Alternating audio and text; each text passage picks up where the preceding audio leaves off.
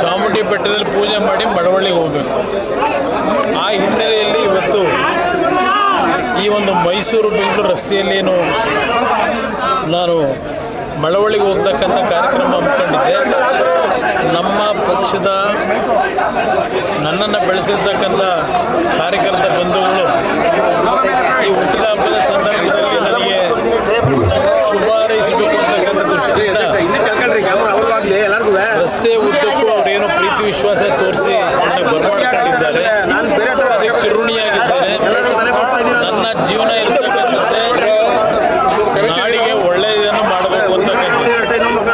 ಆ ನಿಟ್ಟಿನಲ್ಲಿ ಇವತ್ತಿನ ಹುಟ್ಟುಹಬ್ಬದಂತೂ ನನ್ನ ಸಂಕಲ್ಪ, ಇವತ್ತು ಕೇಂದ್ರದಲ್ಲಿ ನರೇಂದ್ರ ಮೋದಿಯವರು ಗೌರವಾನ್ವಿತ ಪ್ರಧಾನಮಂತ್ರಿಗಳು ನನಗೇನು ಜವಾಬ್ದಾರಿ ಕೊಟ್ಟಿದ್ದಾರೆ, ವಿಶ್ವಾಸ ಇಟ್ಕೊಂಡಿದ್ದಾರೆ, ನನ್ನಿಂದ ಉತ್ತಮವಾದ ಕೆಲಸಗಳು ನನ್ನ ಇಲಾಖೆಯಲ್ಲಿ ನಡೀತಿದೆ ಅಂತ. ಅದರ ಜೊತೆಗೆ ರಾಜ್ಯಕ್ಕೂ ಏನು ಆಗಬೇಕು ಅಂತಕ್ಕಂಥದ್ದು ಎಲ್ಲ ರೀತಿಯ ನಿರೀಕ್ಷೆ ಇಟ್ಟಂಥ ನನ್ನನ್ನು ಆಶೀರ್ವಾದ ಮಾಡಿರ್ತಕ್ಕಂಥ ಒಂದು ವರ್ಗ, ಇನ್ನೊಂದು ವರ್ಗ ಟೀಕೆ ಮಾಡ್ತಕ್ಕಂಥ ಒಂದು ವರ್ಗವೂ ಇದೆ. ಆ ಟೀಕೆಗಳಿಗೆ ನಾನು ಸ್ವಲ್ಪ ಹಾಕಕ್ಕೆ ಹೋಗಲ್ಲ. ನನ್ನ ಕೆಲಸ ಏನು ಮಾಡಬೇಕು, ನನ್ನ ಹಿತಮಿತಿಯಲ್ಲಿ ಈ ಒಂದು ನಾಡಿನ ಜನತೆಯ ನಿರೀಕ್ಷೆಗೆ ಕೆಲಸ ಮಾಡಲಿಕ್ಕೆ ಪ್ರಯತ್ನ.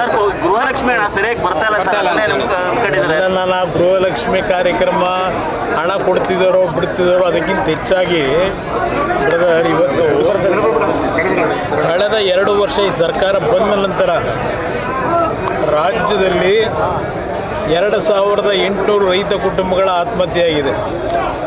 ಇತ್ತೀಚೆಗೆ ಅದರ ಬಗ್ಗೆ ಯಾರೂ ಗಮನ ಹರಿಸ್ತಾ ಇಲ್ಲ. ಇತ್ತೀಚೆಗೆ ಒಂದು ಸರ್ವೆ ರಿಪೋರ್ಟ್ ಏನು ಬಂದಿದೆ, 2800 ರೈತ ಕುಟುಂಬದ ಆತ್ಮಹತ್ಯೆ. ಇದು ಈ ಸರ್ಕಾರ ಗೃಹಲಕ್ಷ್ಮಿ ಯೋಜನೆ ಪಂಚ ಗ್ಯಾರಂಟಿಗಳನ್ನು ಕೊಡ್ತಕ್ಕಂಥದ್ರ ಮುಖಾಂತರ ರೈತರ ಪರಿಸ್ಥಿತಿ ಎಲ್ಲಿಗೆ ತಂದಿಟ್ಟಿದ್ದಾರೆ ಅನ್ನೋದು ಮತ್ತೆ ಪುನಃ ನೀವು ನೋಡ್ತಾ ಇದ್ದೀರಿ.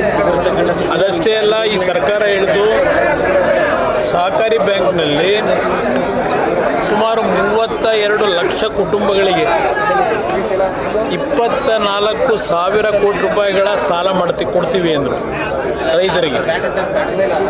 ನವೆಂಬರ್ ತಿಂಗಳವರೆಗೆ ಕೊಟ್ಟಿರೋದೆಷ್ಟು? 12,000 ಕೋಟಿ ಕೊಟ್ಟಿದ್ದಾರೆ. ಅಂದರೆ ಈ ಬುಕ್ಸ್ ಆಫ್ ಅಕೌಂಟ್ ಬದಲಾವಣೆ ಇದೆಯಲ್ಲ, ಸಾಲ ಏನು ಕೊಟ್ಟಿಲ್ಲ ಹೊಸದಾಗಿ, ಆ ಬುಕ್ಸ್ ಆಫ್ ಅಕೌಂಟ್ನಲ್ಲಿ ಇರ್ತಕ್ಕಂಥದ್ದನ್ನು ಅಲ್ಲಿ ತಿದ್ಕೊಂಡು ಇಟ್ಕೊಂಡು ಕೂತ್ಕೊಂಡಿದ್ದಾರೆ. ಇದರಿಂದ ರೈತರ ಪರಿಸ್ಥಿತಿ ಏನಾಗಬೇಕು, ಇದು ನನ್ನ ಚಿಂತೆ. ಇವ್ರ ಕಾರ್ಯಕ್ರಮ ಗೃಹಲಕ್ಷ್ಮಿ ದುಡ್ಡು ಕೊಟ್ಟರು ಬಿಟ್ಟರು ಅದೆಲ್ಲ ಮುಖ್ಯ. 2 ತಿಂಗಳು ಹಣ 5,000 ಕೋಟಿನ ಅವರು ಒಟ್ಟಿಗೆ ಕೊಡ್ತಾರೆ. ಒಟ್ಟಿಗೆ ಕೊಟ್ಟರೆ ಅವ್ರನ್ನ ಜ್ಞಾಪಕದಲ್ಲಿ ಇಟ್ಕೊಳ್ತಾರಲ್ಲ ಜನ. ಅದಕ್ಕೆ ಒಟ್ಟೊಟ್ಟಿಗೆ 3 ತಿಂಗಳು 4 ತಿಂಗಳು ಯಾರು ಚುನಾವಣೆ ಬಂದಾಗ, ಈಗ ಜಿಲ್ಲಾ ಪಂಚಾಯತಿ ತಾಲೂಕು ಪಂಚಾಯತಿ ಚುನಾವಣೆ ನಡೆಸಬೇಕಾದ ಅನಿವಾರ್ಯತೆ ಬಂದರೆ ಆಗ 4-5 ತಿಂಗಳು ಒಟ್ಟಿಗೆ ಸೇರಿ ಕೊಟ್ಟರೆ ಓಟ್ ಹಾಕ್ತಾರೆ ಅಂತ ಅವ್ರ ತಲೆ ಹೊಡೆ. ನನಗೆ ಅವ್ರ ಸವಾಲುಗಳು ಅವೆಲ್ಲ ಅವಶ್ಯಕತೆ. ನಾನು ಕೆಲಸ ಏನು ಮಾಡಬೇಕು ನಾನು ಮಾಡ್ತೀನಿ. ಮತ್ತೆ ಚರಂಡಿ ಮಾಡಿದ್ರು ಅಭಿವೃದ್ಧಿ ಅಂತ ಪರಮೇಶ್ವರ್ ಹೇಳ್ತಾರೆ ಸರ್. ಯಾರು ಅದಕ್ಕೆ ಹೇಳ್ತಾ ಇರೋದು, ಈ ಸರ್ಕಾರಕ್ಕೆ ಅಭಿವೃದ್ಧಿ ಅಂದರೆ ಏನು ಅನ್ನೋದೇ ಚಿಂತೆ ಗೊತ್ತಿಲ್ಲ. ಇವ್ರಿಗೆ ಗೊತ್ತಿರತಕ್ಕಂಥದ್ದು ನಾಡಿನ ಜನತೆಯ ತೆರಿಗೆ ಹಣ ಲೂಟಿ ಮಾಡೋದು ಅಭಿವೃದ್ಧಿ ಅಂತ ತಿಳ್ಕೊಂಡಿದ್ದೆ.